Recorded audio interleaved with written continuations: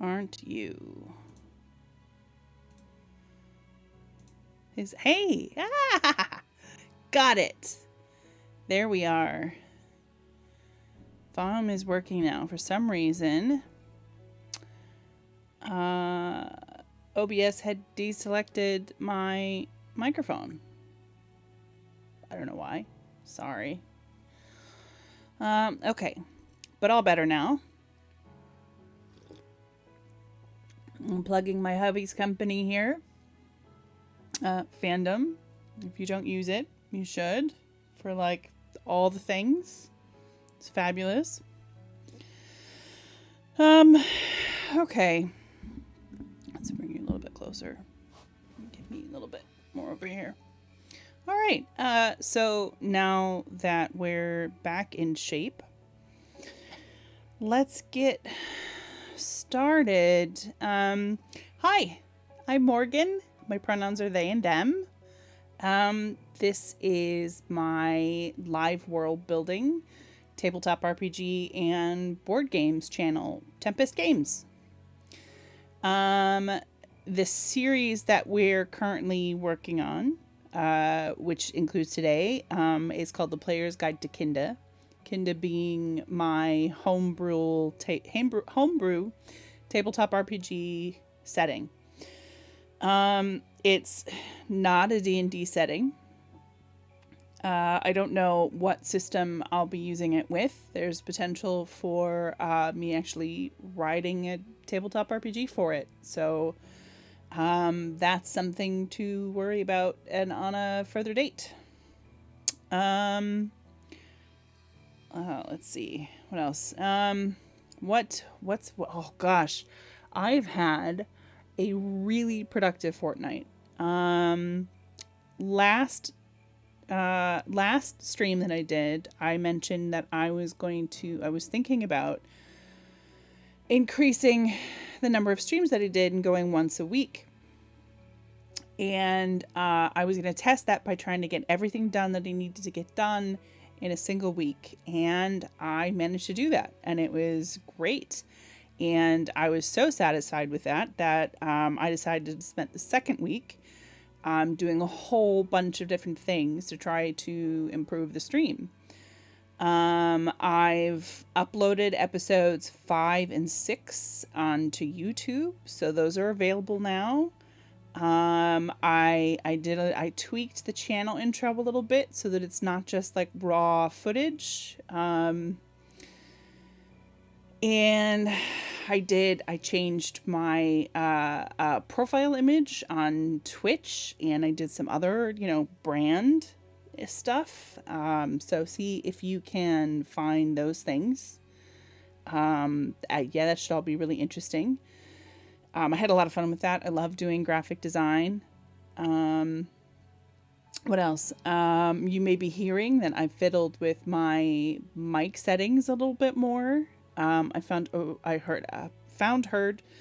really great piece of advice for how to test your your EQ settings on OBS, which is really great. You make a short little MP3 recording of yourself talking into the microphone, like 10-15 seconds, and then you create a source in OBS and open up you open up the MP3 file as a media source, and then you play it on a loop, and then you apply your mic filters to it, and then you just copy your filters over. And it was genius, because I was having so much trouble hearing myself in order to make changes to the mic. So I'm really hoping that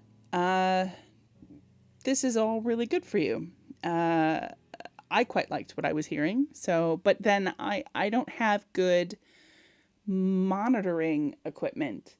That's a problem I ran into. I've been toying with the idea of buying some studio monitors, which is basically headphones with special settings that allow the settings are specifically for hearing the quality of a recording, and so that you can make changes to it rather than making it sound good or the way you like it. It's meant specifically for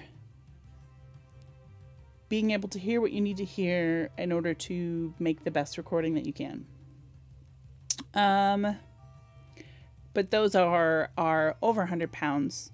So it's definitely something to think about before, I'm sure. I mean, if I like the way that this sounds, it may be that I don't buy them, because when else am I going to need to be altering my sound much? Sound is not really a thing I've ever really gotten into. Very into the visuals kind of stuff. I love editing videos and graphic design and whatnot, but not sound. Never really could get a grab on it.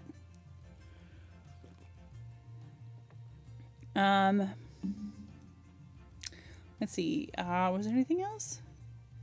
No, I think that's about it. I mostly did graphic design stuff. Yeah. But as always, if you have any tips for what I'm doing, but maybe a way to do it better, you can always DM me on Twitter. That's at Tempest TT Games. And let's see. What did I do since the last show? I said I was going to do some research on the requirements for what it takes for a civilization to be successful, which was an interesting thing to ask the Google. Just because we're talking about a history subject, and history questions tend to be phrased a certain way and use certain terminology. So I had to sort of ask my question with that in mind. I had to try a few different search terms, but I think I got it in the end. I was quite satisfied with what I found, so we'll go through that a little bit. Yeah. Just to warn you, I've earlier this week I had a little bit of a CFS crash, chronic fatigue, that is. So I'm a little bit fuzzy in the head. And I also choked on my lunch. So if I get a rough voice, I'm so sorry. I really need to learn to chew my food better. Try not to inhale. That's why I'm doing a lot of drinking. This is apple cider vinegar and honey in hot water, which is great for the voice.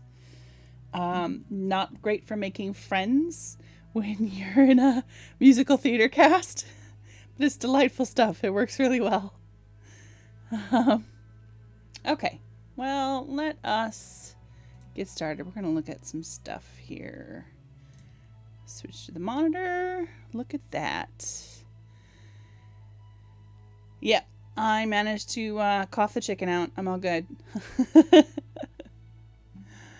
Let's see. Where are we? Oh, here, let me show you. Where is it? No. There. That's my YouTube channel, by the way. I still haven't got episodes 2 and 3 up because they're proving to be a little bit more difficult. I need to still work on some of my skills because it was all that sound syncing issue stuff. So there's some playlists for you to work with. I've got a great little collection of Black Lives Matters videos that I collected a few months ago. And then if you're into Minecraft like I am, there's a list of all the stuff that I'm working on in my own little world. But yeah, Player's Guide, General World Building, and Orgaron Way. So that's available. I upload all of my videos, or will be uploading. I've done it only once now so far. But those will be uploaded on the following Monday. So Monday next. Okay. Let's go back here. What have I done, right? This is my research.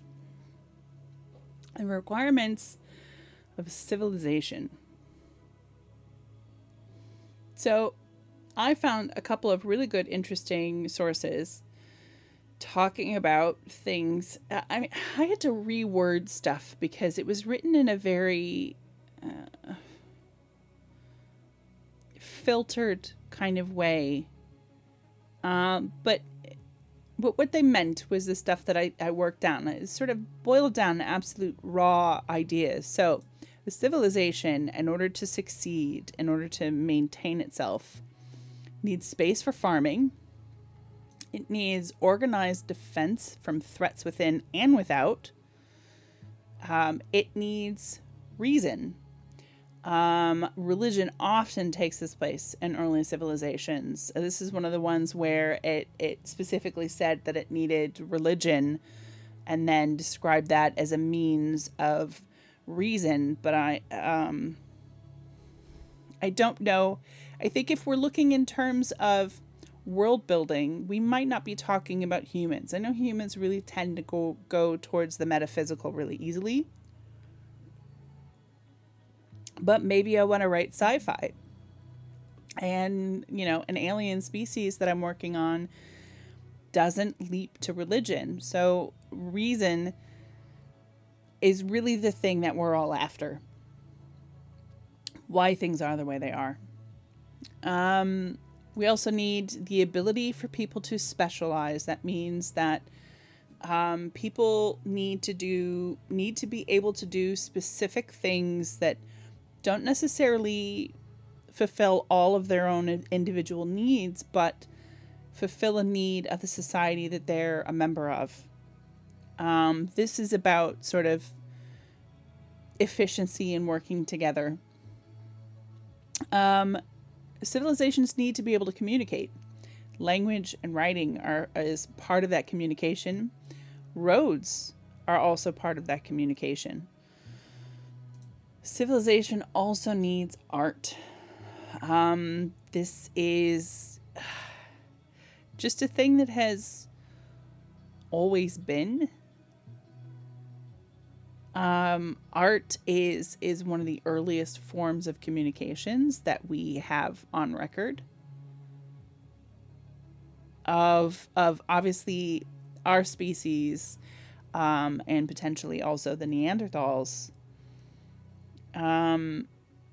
We don't know any other species that creates art that I'm aware of. We also don't know any other species that has civilization. So, I mean, similar to religion, maybe that's not a thing that a civilization needs, but it's a thing that exists always in the presence of human civilization. Civilization also needs a centralized / common organization method. So we're talking like government and that sort of thing. Basically,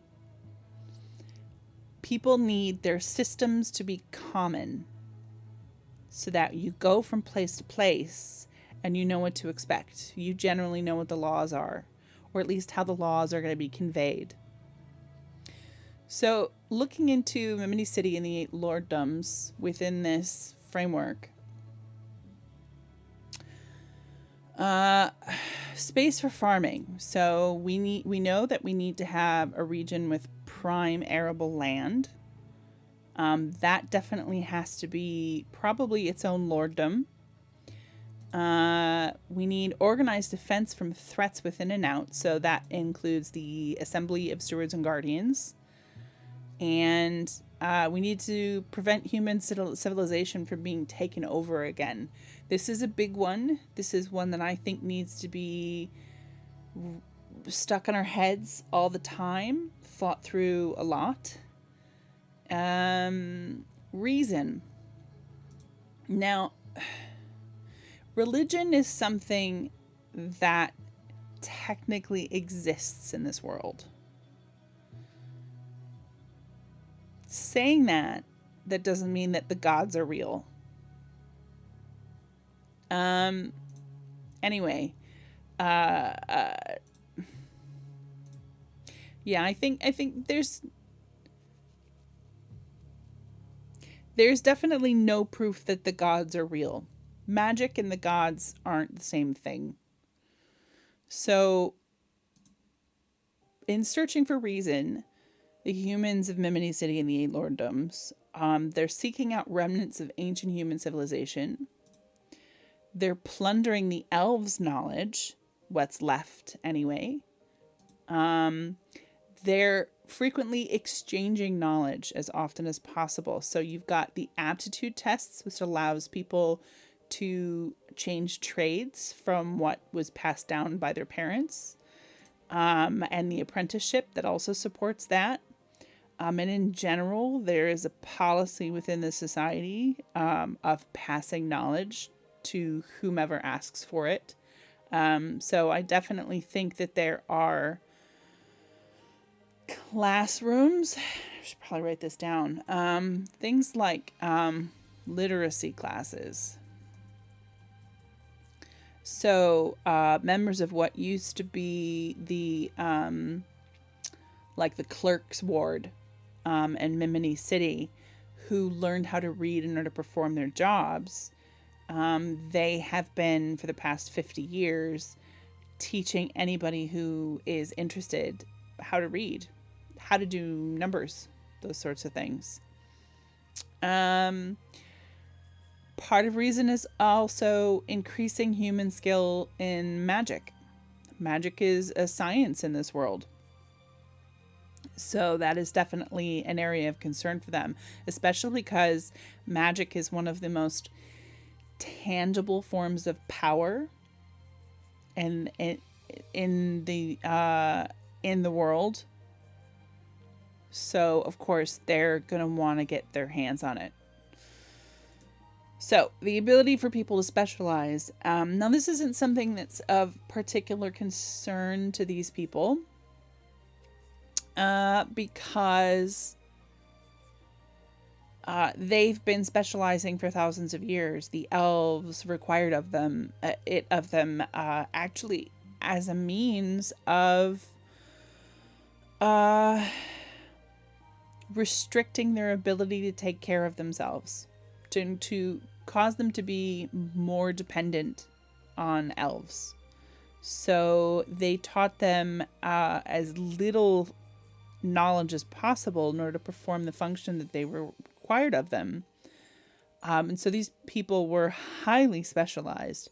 So 50 years on, creating their own new society, they're actually less specialized than they used to be. Right. Communication, language, writing, and travel. Oh, that should have gone down here. Language, writing, and travel. There we go. So that's ships and the sea trade. That's connecting the west to Mimini City via the bridge. That's also roads from one end of the eight lorddoms to the other. Okay. And art. This is a question that I'm really thinking about. Still, this is a big one. I think art is such a natural thing for us that, of course, these humans have been doing artful things, especially with their craft. Maybe the woodworkers started carving motifs into their work, into their handiwork. Maybe fabric dyers started playing with patterns at one point. The thing I had to really consider in like how important art is to these people is what is their reasoning for pursuing, we'll call it higher art than just craft work. That's a completely bullshitty way of explaining it. I've had conversations with friends of mine about what the difference between craft and art is, and it's very subjective. And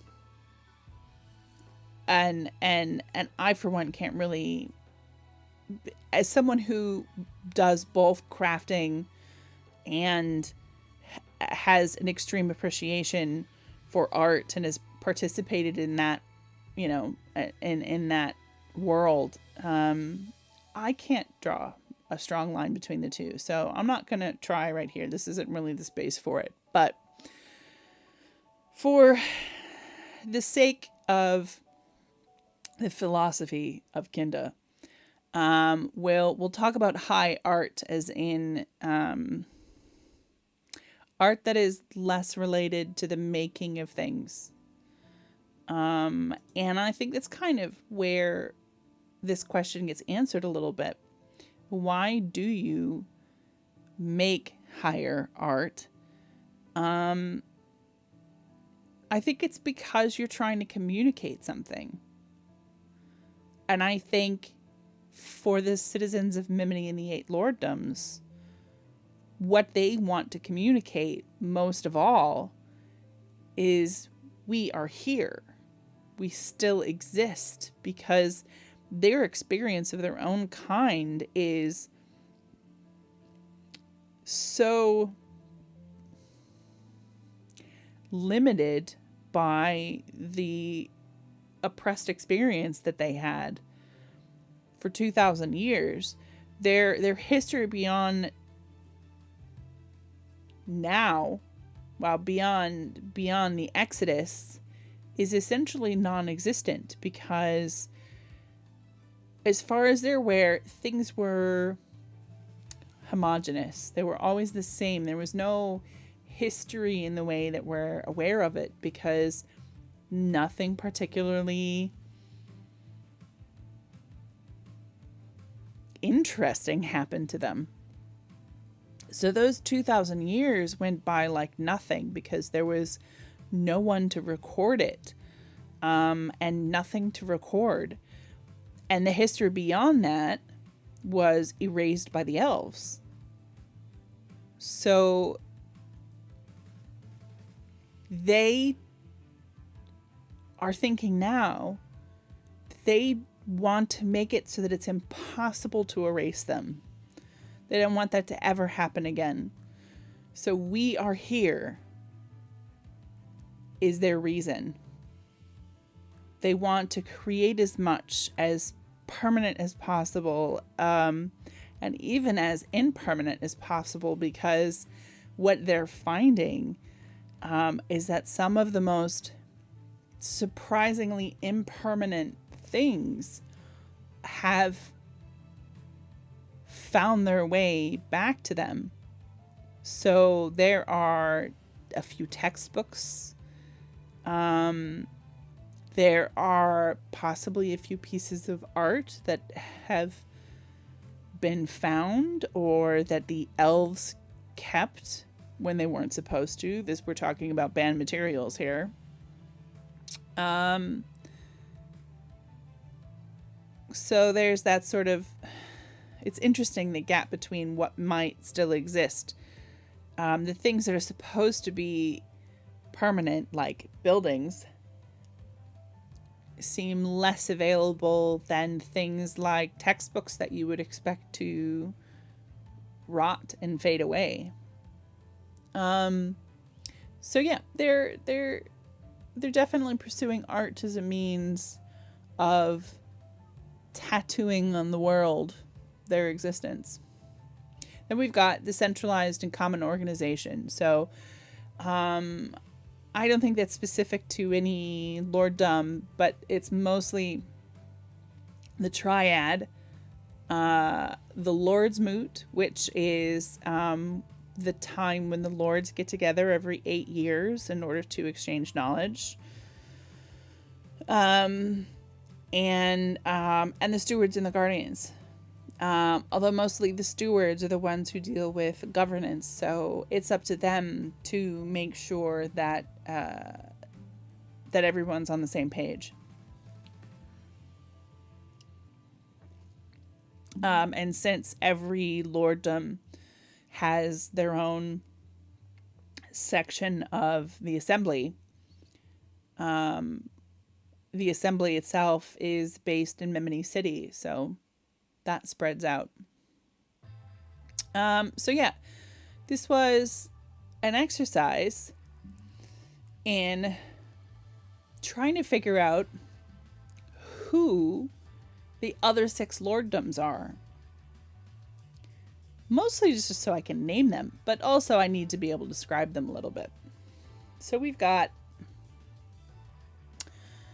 know that, oh, that word's misspelled. There we go. We've got Mimini City, which deals with the central organization and the aptitudes. So these are, I've got a list of 8 here. And I've just taken all the different points from this list and tried to spread them out here. So in East Timblin, which is our central point of view, we've got ships and sea trade. In West Timblin, they're working on fixing the bridge. They also have a sort of sub-task of making contact with the humans to the city to the west, and that is Calyrax, I think. Udevian is in the north.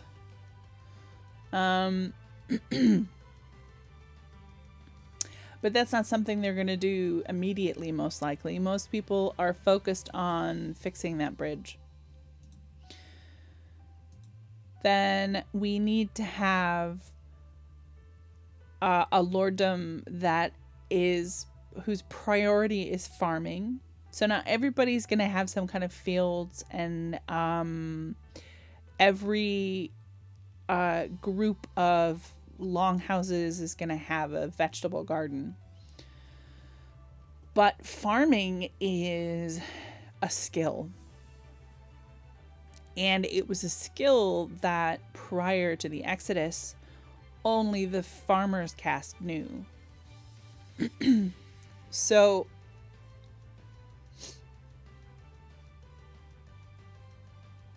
they're definitely ahead of the curve of everyone else. And so they must continue to further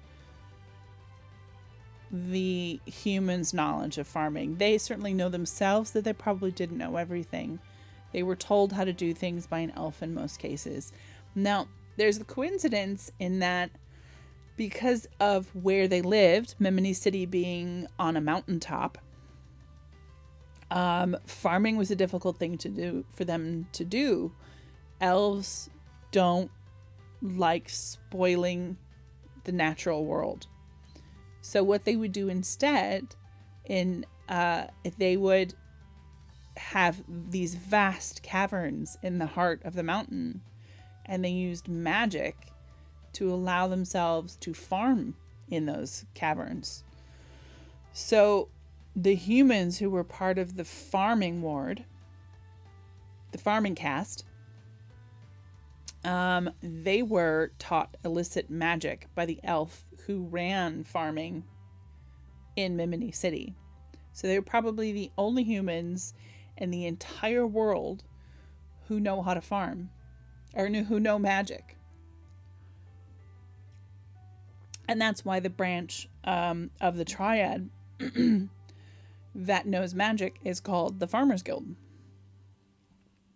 So very likely the caste that is focused on improving farming also is home to the satellite magic school. So the central school of magic is definitely going to be in Mimini City. I think most people who learn magic will come out of there. You would likely say, if you're from East or West Timblin, and possibly even the next one over, depending on which one that is, the lorddom, you are most likely to travel to Mimini City in order to learn magic. And then you've got these further lorddoms who would then go to this lorddom in order to learn their magic, or at least some magic, and then they might go to Memony City to learn more. Then we're going to have a lorddom that is primarily focused on plundering the elves' knowledge. That means that they need to have some kind of elven establishment, settlement, whatever, that they can plunder. And this is where the ziggurat comes into play. Elven ziggurats are a thing. The ziggurats are like observational outposts that the elves build in nature, and they tend to be because they don't like building anything. Like I said, they don't like spoiling the natural world, so they built these ziggurats, but they are almost a living green thing. They're usually covered in a climbing plant, some kind of climbing vine with lots of flowers and things. And so they're stone, but it's all sort of held together with vine. And you couldn't really tell it apart from the land around it usually. But in those places, they do a lot of their research on natural things. And so, like as not, there is going to be a ziggurat that has some kind of information in it. Quite probably the elves tried to burn it down in the Exodus, or destroy it in some way. So I imagine there's some kind of major archaeological effort going on there, trying to uncover the spoils of this ziggurat. I'm using the word spoils a lot. And then we've got another lorddom that wants to seek the remnants of human civilization. There is not going to be much of that left. But somewhere there must be some minor standing human ruins. Now we know that in Nillenhold, they found the remains of a town. But we're talking scattered blocks of stone that were clearly worked by human hands. In this case, it needs to be something that's standing at least a little bit. Maybe there's got to be something about it, some reason that the elves didn't get to it. Maybe it's in a valley somewhere that was hidden. I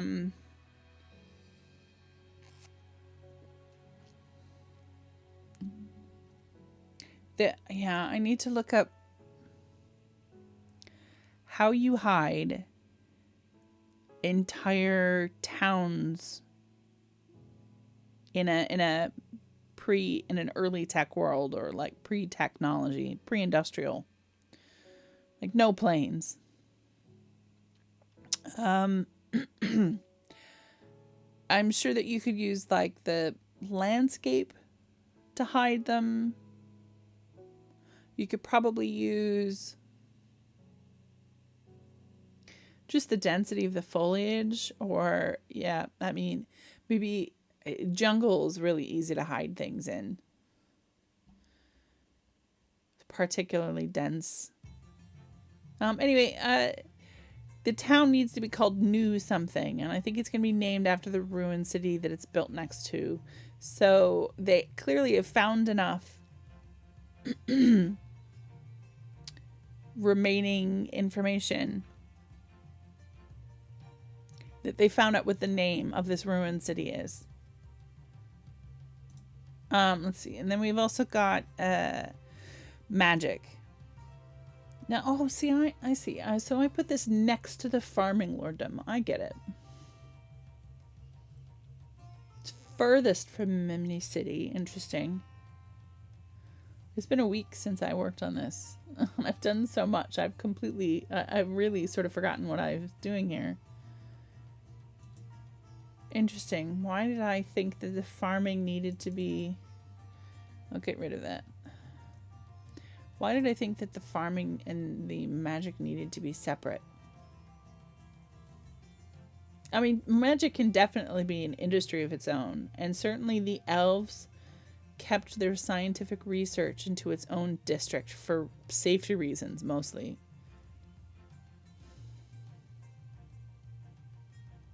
Maybe I just needed to populate another lorddom.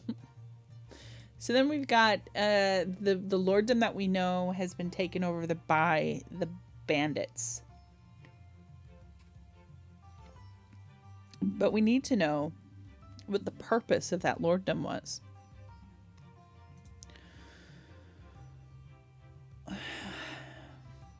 I have a hard time buying into the idea of an entire settlement being based on the concept of making art.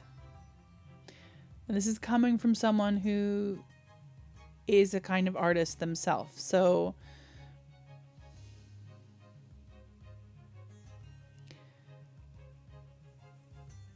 it definitely needs to be something that needs to be thought through. But I think it's good enough to go on right now in this stage of our world building. We're just gonna say it's about art. Certainly from a bandit's perspective, a lorddom being based on something like that would sort of make them an easy target. And our final lorddom then needs to be about making contact with the northern city humans. So this one is certainly going to be nearly as far, if not just as far, as the lorddom, the magic lorddom. And then down here, I've just got notes about how there are responsibilities. Excuse me. There are responsibilities that all citizens have, which is basically to teach what you know to anyone that asks. And then the responsibilities of the Lord's Moot, which is an exchange of knowledge. But we're mostly concerned today about naming these last 6 lorddoms. So if we go into our player's guide and I need to go into Scrivenings. The program I'm using, if you don't know already, is called Scrivener. It's a writing program. It's really particularly good for academic writing. But I use it for a lot of my fiction and my writing for performance. And it's magnificent DM's binder. All these little tiny things that you can, move around and fill out and label however you want and put in whatever you order you want them, and then you can copy them and you can move them, or everything's really organized. You get templates as well. So I've got a set of templates that are just stat blocks that I fill out. And have I not got more than that? No, I clearly haven't. I think my generic one has more. I wonder. It wouldn't do though, would it? Because it's generic. Does this one? This one almost certainly does. This is my old binder on Kinde from the last version of Scrivener. I can't say that word today. They are in the process of updating the software quite significantly. So, and I'm running betas for the new version. And I tried opening this old one in a beta version, and it completely broke it, which is the risky run in running beta versions of software. So I've made a new one, and I have to transfer everything over. which I will do someday. Let's look at my templates. I've got generic NPCs and a little document for what an NPC knows or a monster knows. And then, yeah, here we go. I've got ones that I've used before. And I don't, as you can tell, I don't go with the typical stat block setup.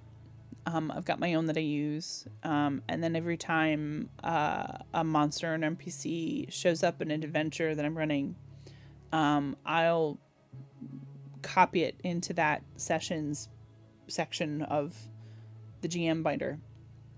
Because I don't like flipping pages. I hate flipping pages. So it's got to be real close to where I am in my GM binder for me. Oh, I know the one that's got all of them. Yeah, so this is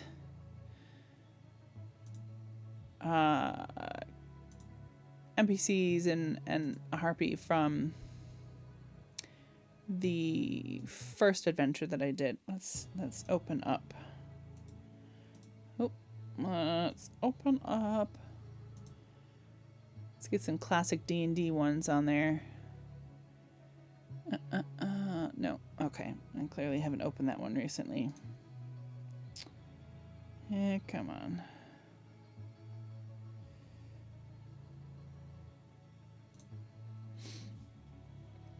Sorry, I've got to get through my nest of files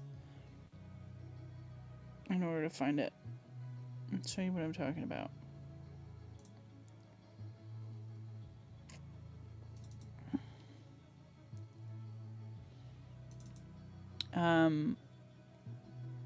I've been wanting to run some Lost Mines of Phandelver online, and I did actually run one with some neighbors and my partner, and that was really fun. That's when I started working on this DM binder for Lost Mines of Phandelver. I think I've probably said before, I have a difficult time working out of the DM books, out of D&D's books. They're just not written in a way that I can get at when I'm trying to run a session, like mentally. I just have a difficult time at getting through them. There we go. Come on. Working a little bit slow here.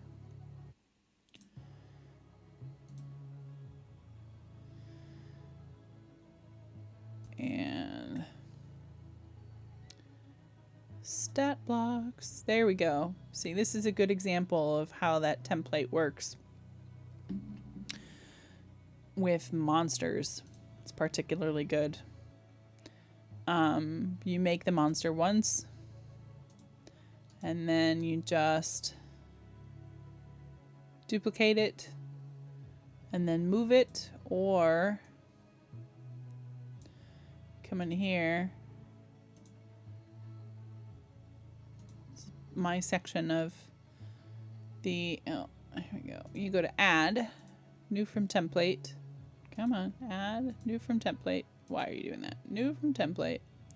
Stat blocks, and then you pick your dude, and then it shows up. It's really great. I love that. Move to trash. Okay, we'll close you. We don't need you.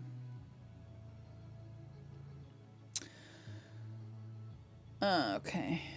Back to this Mamma Jamma. Back to our over. There we go.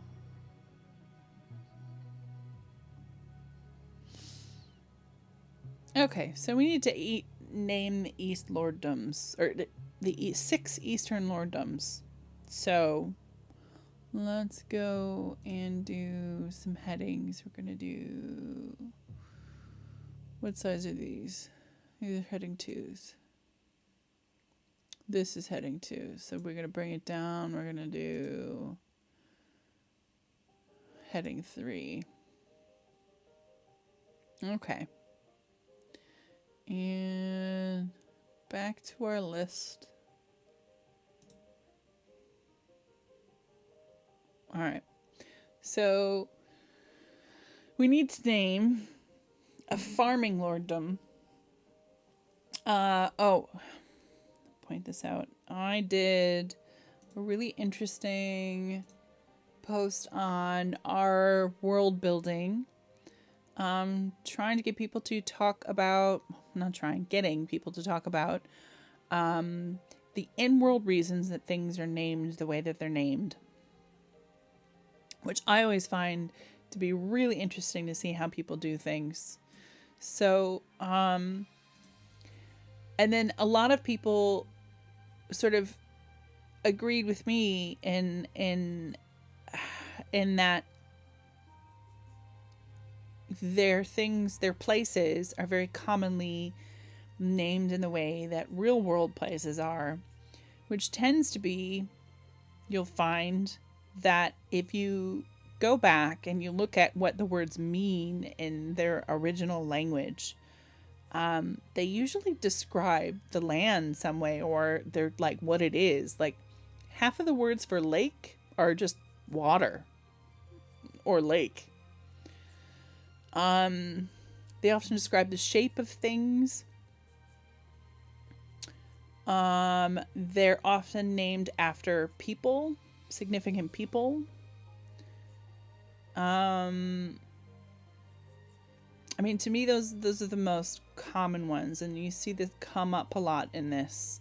There's history reasons, or perhaps the name has evolved. Like this one where it's a forest full of creatures that look like vines that eat people. And so it was simply just like the name for the place was more of a warning. The forest where the vines eat people, and then eventually it just became the eating vines forest as a name. What else have we got? Lots of people using foreign languages. Lots of places that are stand-ins for real world places or countries. And thus they used words that sound a lot like words or places in that actual country.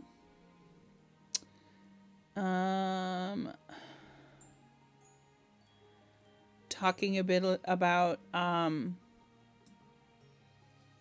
inspiration from specific cultures.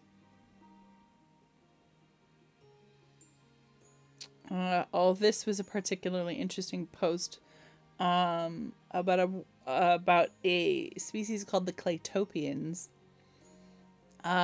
Just some really interesting world building. I hope this person does something with this. I think that would be absolutely magnificent.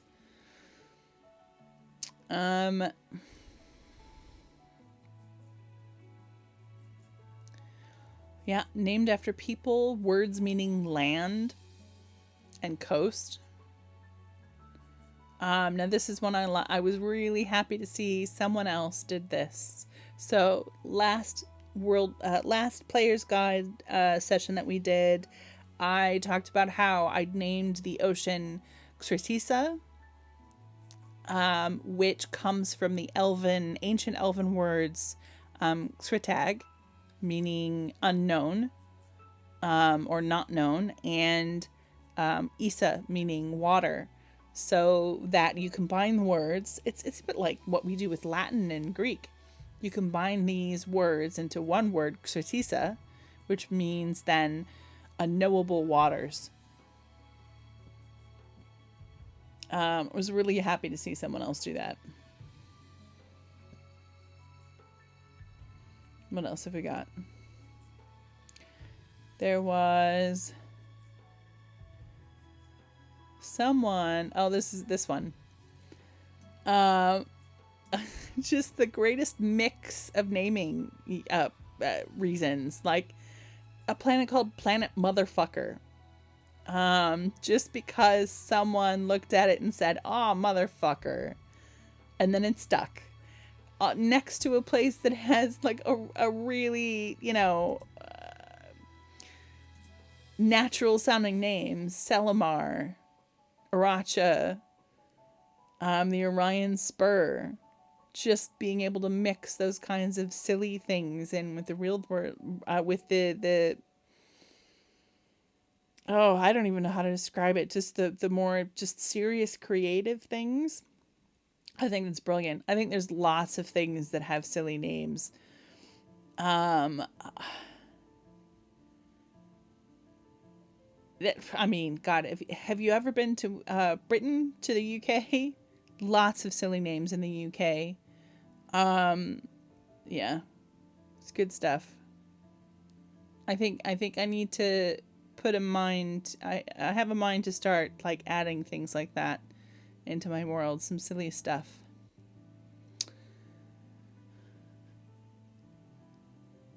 Yeah, this is a good post. So we need to think about, in order to name these places, what I want to do is I want to think about why it's called that.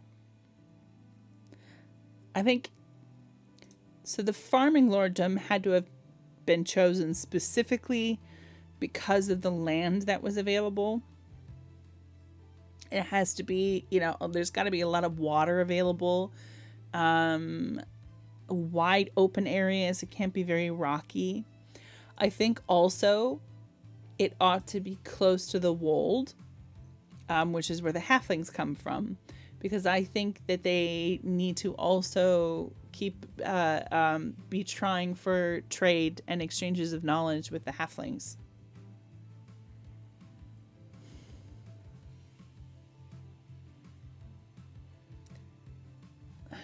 So, is the name a description of the land? Is the name what they tend to want to do with the land? These are good questions. Do you know what? I need to take a couple of minutes, and I will be right back.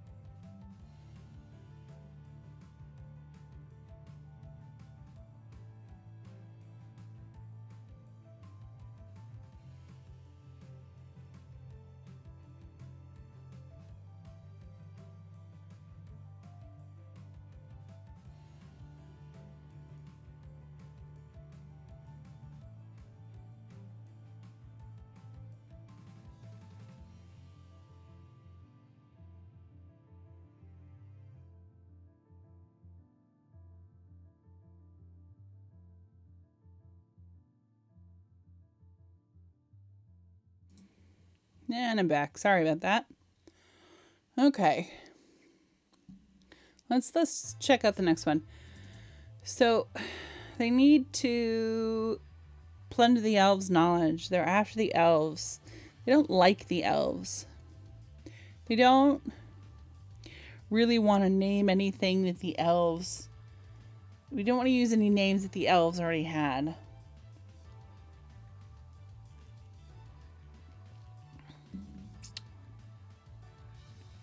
Plunder could be the name. That could be very interesting. Just calling it Plunder.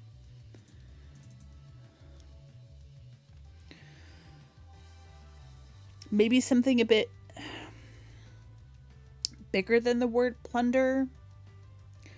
Something that harkens to their desire to eradicate all signs of the elves, while also not learning from them so much as stealing knowledge from them. Plunder works really well on that level.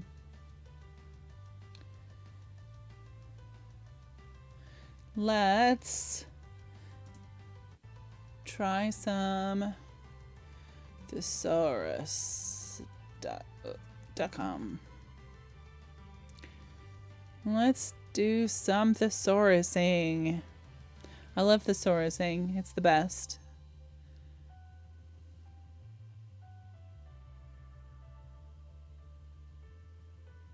Come on. You can load. You can do it. Chug along, my baby computer. There we go. Ooh, is it just me or has this got snazzier? I think they updated their design recently. Okie doke. I'm going to do eradicate. Oh. It's still working. Oh. It's done that. But it's so slow.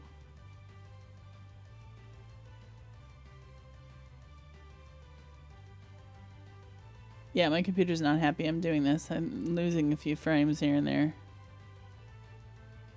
Ooh, more than a few.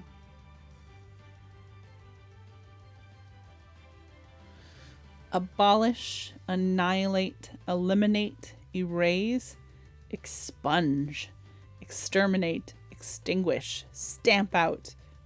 These words all want to be like said with a lot of serious emphasis. Uproot, weed out, wipe out. Deracinate. Efface. Extirpate. I love big words.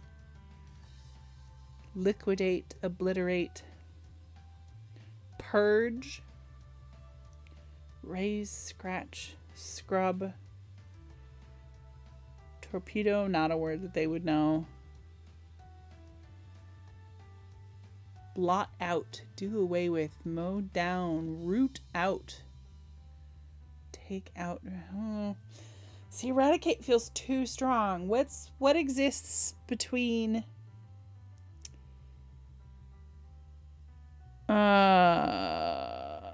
what exists between steal and eradicate? And hi, Heather. It's nice to see you. I hope work is going all right. Thanks for popping by.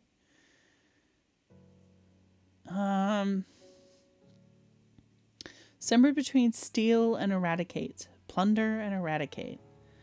What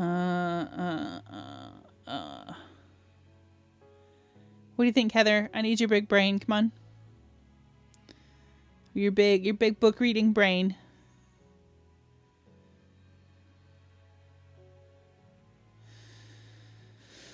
Oh, okay. Let's look at these other bits down here. Oh, abolish is a good one. Is it though? It's just as extreme as eradicate is. Abolished, abolishing, annihilate.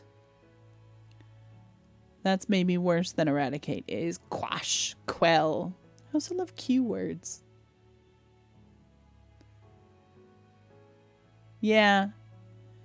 Plunder. I think I must have said this before you popped on. I'm naming the lorddom that's purpose is to plunder the elves' knowledge. So they've established their settlement next to the fresh ruins of an elven ziggurat.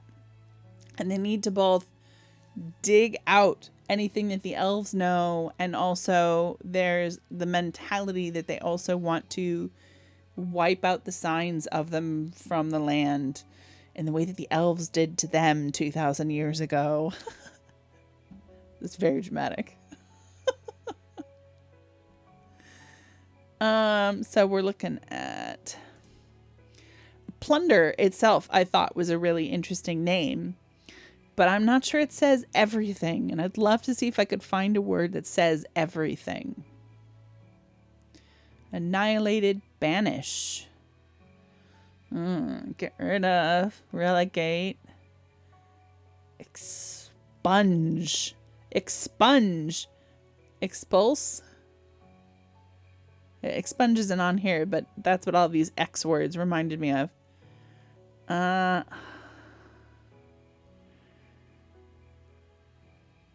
Oust, oust. Just call a town Oust? How would that be cool? No, they don't want to kill the knowledge. They want to use the knowledge. Yeah. Because, I mean, if they wanted to kill the knowledge, all they'd have to do is just light everything on fire. But no, they're digging it all out.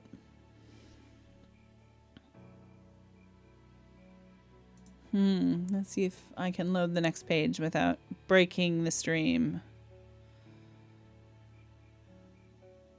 This is because I'm trying to record the stream from my computer. So instead of using Twitch's recording of my stream, like, so the, what would you call it? Sort of the clients? No. The viewer side experience of my stream, I'm trying to record it from my computer so I get the like raw version of my stream, which should hopefully make for a better video when I upload the VOD to YouTube. So I'm testing today to see whether or not it breaks my computer. Breaks the stream really. So it's not terrible. Banished, banishes, black out, obfuscate, eclipse, eradicate, erase. Darken, suppress, break.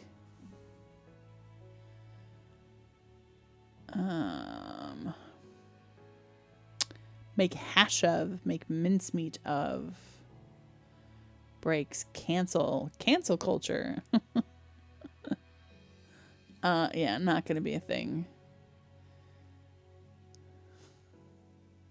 Oh, have fun pulling pints. See you later.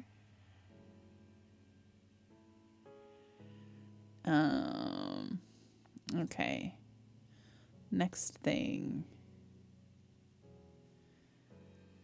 Keep going. We're keep going. We're keeping going. Keeping on. Dissolved. Eject. Eliminate. No. No.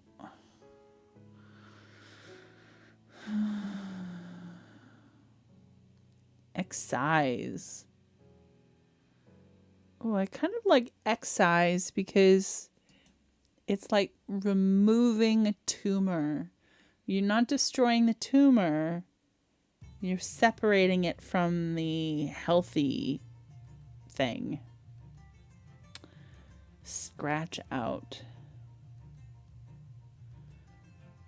Gut. Longer. Gut. Oh, gut. Oh, that would be interesting. Naming a town Gut? It sounds very bandity, though.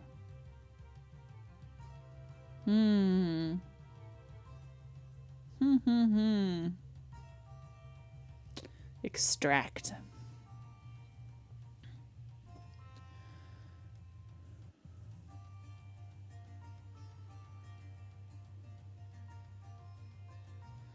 Expunge.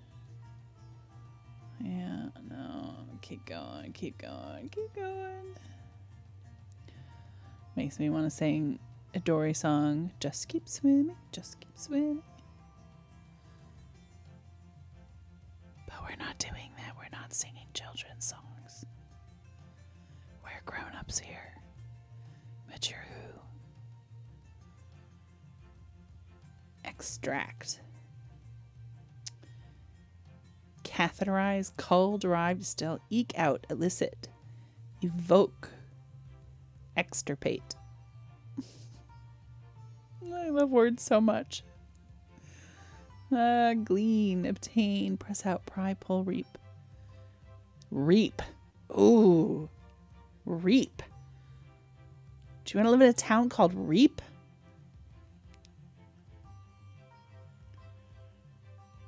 Siphon, squeeze, take, tear, uproot, weed out, withdraw, rest, ring, rest. Ooh. Some good ones in here. Rest.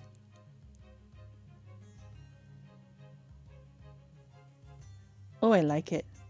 But if you just hear it, if someone says it word of mouth and you say rest, are you going to always say it with that like grr at the beginning? Is it always going to be rest? You just call it rest, won't you? And then people will think, maybe that's like for the future. Maybe we're talking like a couple hundred years down the road, and this town will be called Rest without the W. Ring. Actually, you know what? I'm way into that. I'm very into that. That's what we're doing it. Plundering the where are we going? The lorddom that plunders the elves' knowledge is called Rest. Where? Oh. Scroll. There we go. Okay. So we've got lorddom 3. No, we're just gonna lorddom 4, lorddom 5, lorddom 7, and lorddom. Oh, too many D's. 8. Okay.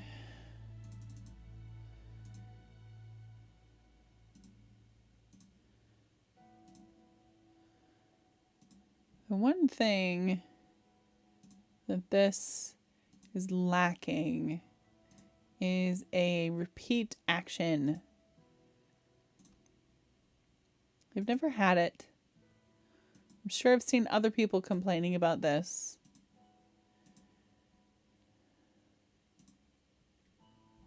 But for whatever reason, they don't have it. Okay. What number was this? Number 4 was plundering the elves' knowledge. Rest. Plunder the elves' knowledge.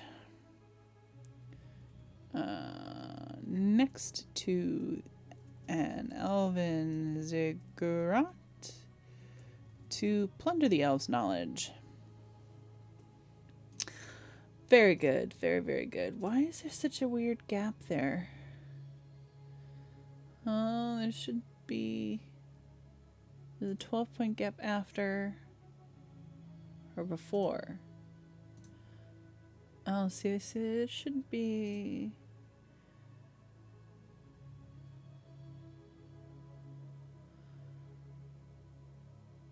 1.3, huh?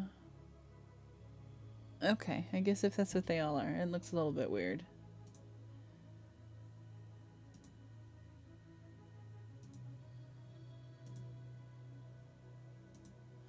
Oh, because that's 1. And that's 1.3. Huh. Must just be only be showing itself because I'm using heading 3, which is the same size as the body text. Fun document formatting stuff. I will deal with that on another time. Okay, so The fourth lorddom is called Rest, the one that is located next to an elven ziggurat. Okay. I'm gonna put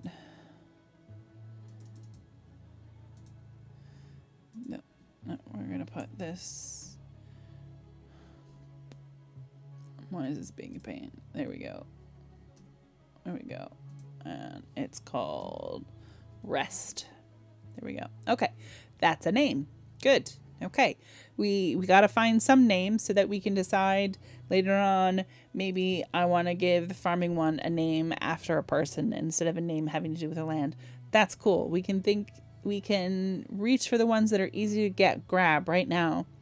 And then do something that's maybe a little bit more contrived in a literal sense.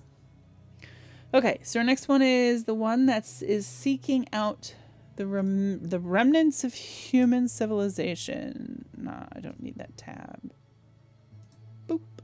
Okay. Oh. See, this just looks weird now that I've got them all on bullet lists. Okay.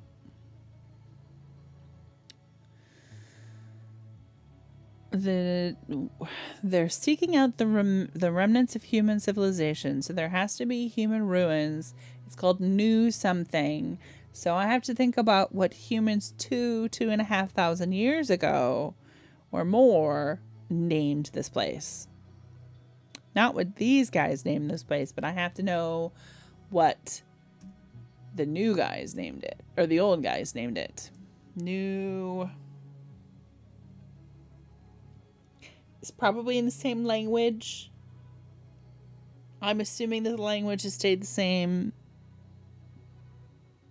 Oh, I had a thought about this recently. That deserves its own theory page about language. New text. Here we go. Language. Oh, can't spell. Anwara Luna. Right.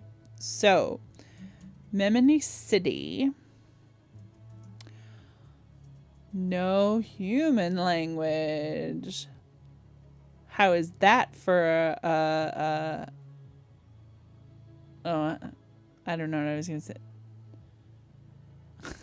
I totally ruined that. Oh. Anyway, because okay, so in most fantasy settings, you have a sort of language that's called common, and it's considered to be like a separate language, or it's implied that it's actually the human's language.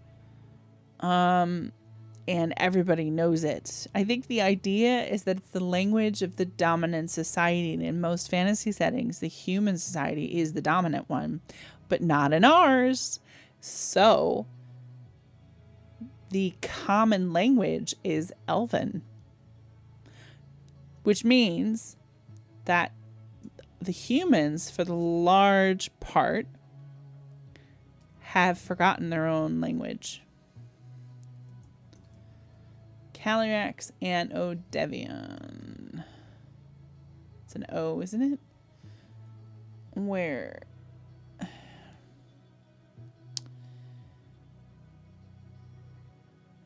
I keep doing this. Sorry, you probably don't even understand this. I keep doing this because my camera is blocking my monitor by like an inch, which is where the sidebar is.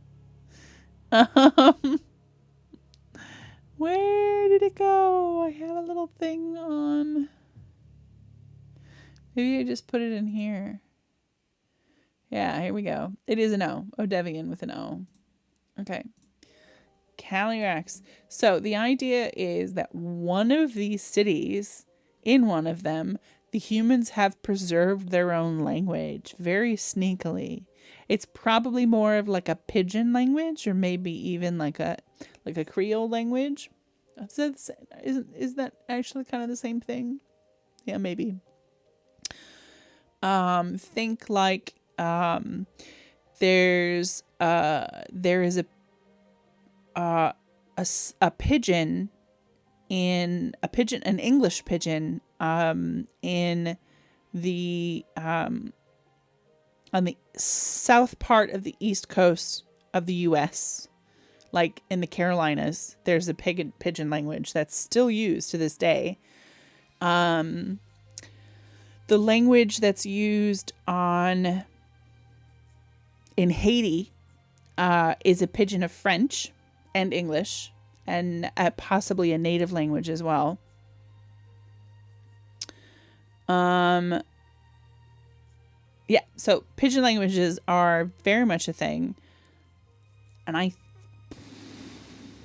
they're often languages that were developed by slaves. And when I say developed, I mean it was how they were forced to communicate, because the slaves didn't come from the same place often. They came from all over. They spoke wildly different languages, and so they built as groups these pidgin languages in order to communicate with each other. Beautiful, beautiful stuff. Some of the pigeons that I've heard are just remarkable things. Which one? Okay, so Calyrex is our city in the west. And it's the city on the plains. Trying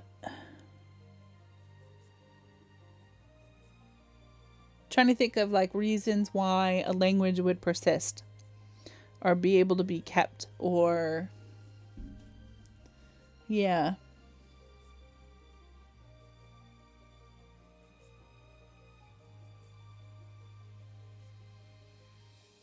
Maybe it just has to be Mimini City is the one that kept the human language.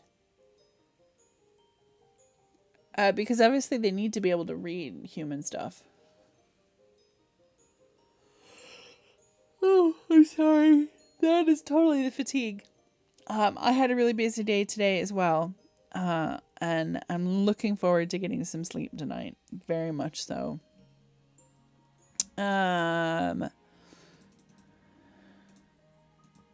Okay. What we're going to do is we're going to take out that definite there, and we're just going to write a little blurb on a theory page about how only one of the Elven cities humans. No. Yeah. Grammar. Were able to keep their own language. On Wada Luna, the common language is Elven. And most of Kinde. Yeah. Okay. Why is this word not being accepted by my dictionary? I've been giving it to it for a while. I'm gonna give it to Scrivener. Giving it to Scrivener. And capitals. See. I'm not with it today. Okay, so only one of them was able to keep their human language. I need to decide if it's alright that conveniently the city we're based in is the one that has preserved human language.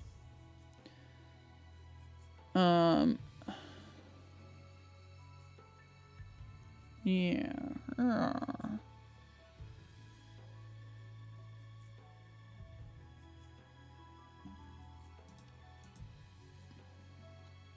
The preserved human language is most likely a pidgin.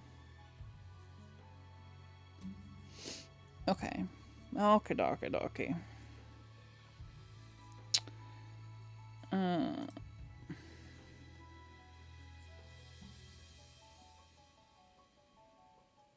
Oh, that's not actually the page I was on. Was it? No, I was up here. There we go. Okay.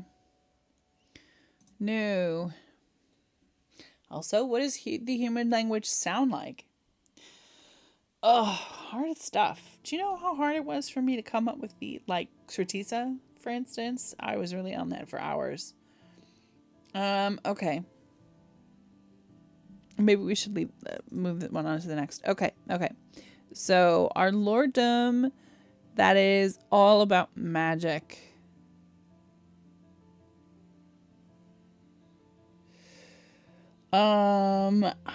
It's gonna be a cool place. There's gonna be lots of interesting stuff happening there. Wizards towers galore, and they know about wizards towers. Wizards towers exist because I bet you some of them went in to the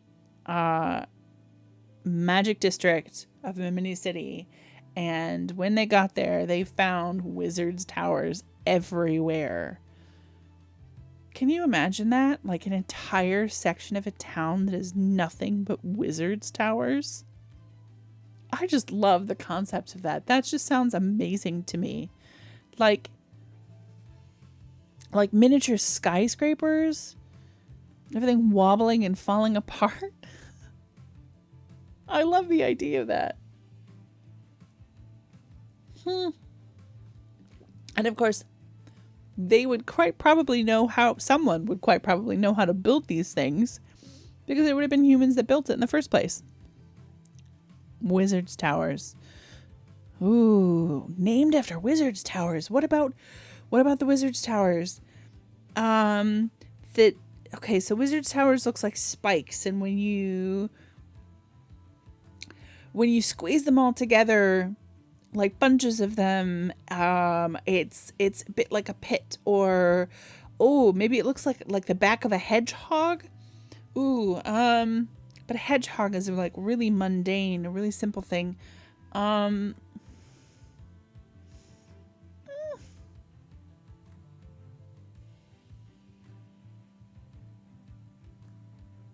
else does it look like? Like a bed of nails?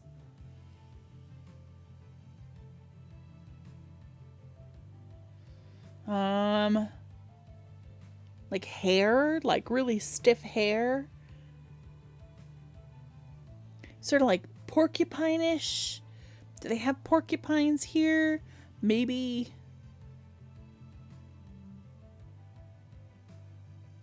Ooh. What else can I think of? Like a carpet? Because the carpet's got that pile that sticks up.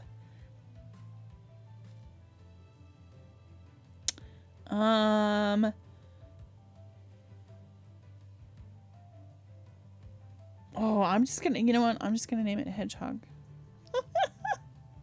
I imagine most humans have never seen a hedgehog in their lives. Maybe that's why they called it hedgehog. Because they found hedgehogs there. Oh.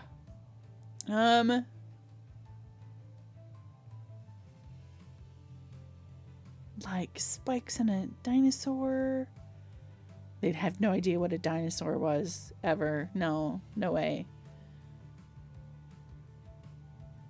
I do want to hear if you have a fantasy setting that has dinosaurs in it, where dinosaurs are real. Please, dear God, tell me about such a thing.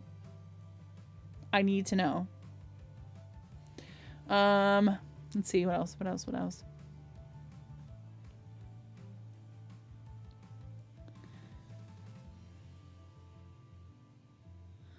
Okay, yeah. I think we're just going to call it hedgehog. It sounds stupid. It sounds so ridiculous. Juvenile, even. Ugh. I'm doing it. I bet they knew it was called a hedgehog because they found elven research somewhere.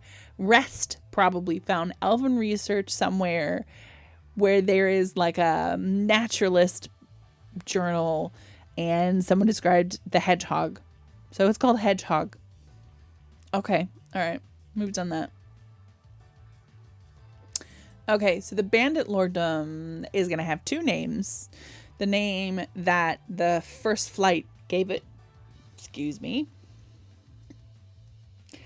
There's the name that the first flight gave it, and then there's the name that the Bandit Lord gave it. And the Bandit Lord almost certainly named it after themselves. Yeah.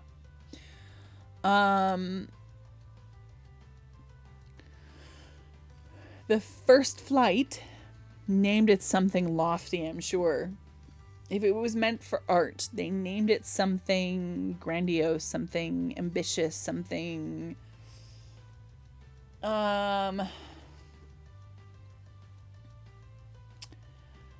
something it was not necessarily in itself beautiful, although that would be great if it was a word that was both beautiful and meant beautiful. Have you heard the saying that the most beautiful words in the English language are cellar door? I don't get that. A, I don't think they're particularly nice words. B, who wants beautiful words that mean such a bleh thing? Cellar door.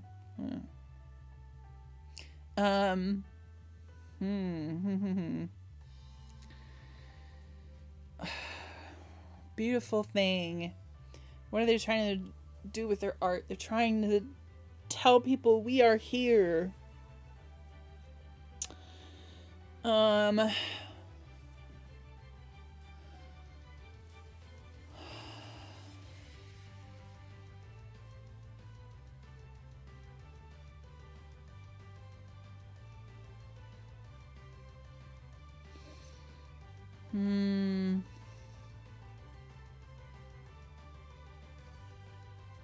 They're trying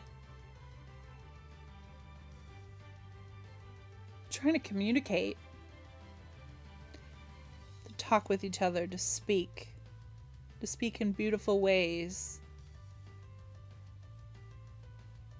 Sing is a word that is about communication that implies it's going to be something beautiful, or at least feel beautiful, sound beautiful. Sing, music.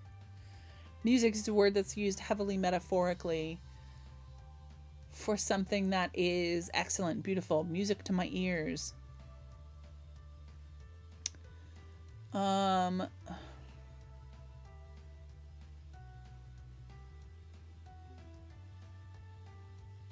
is frequently thought of something as something to look at.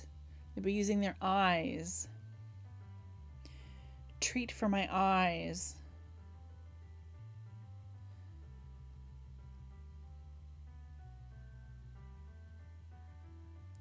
When you look, something is seen. The humans want to be seen.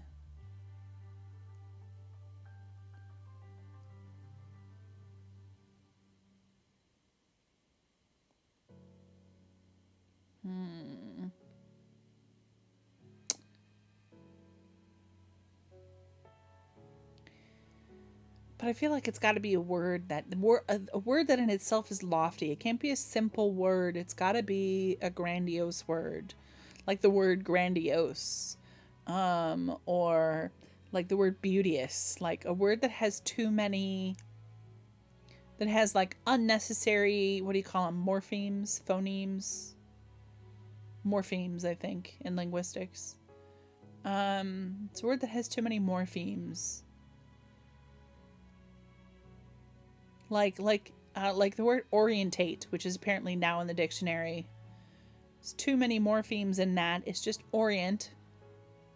It's just orient. You don't need the 8 at the end. It's redundant. Sorry. One of my little pet peeves. Especially when I say it myself accidentally without thinking about it. Oh. Okay. Beauteous, magnificent, marvelous is one of my favorite words. I love the word marvelous. Oh, we're getting there. This naming stuff is hard, isn't it? I think I'm going to wrap up slightly early tonight, just because I'm not feeling terribly well. But this has been fun. I love naming things. I think I might just name these last ones on my own. Unless you want me to name it on the next stream, then shoot me a tweet or a DM or whatever, and complain at me. Tell me, no, name them on stream. That would be great. I'd really appreciate it. Let's see. Let's look at my notes here.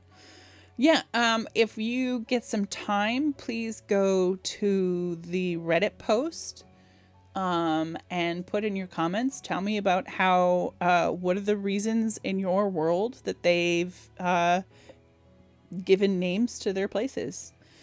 That is r/worldbuilding right here. Yeah, follow me please on Twitch so that I can eventually get to affiliate. I would really appreciate that. Subscribe on YouTube so that you can get notifications of the videos that are getting uploaded there. And just shoot me a tweet. Say hi. There we go. Yep. Take care of yourself. Bye.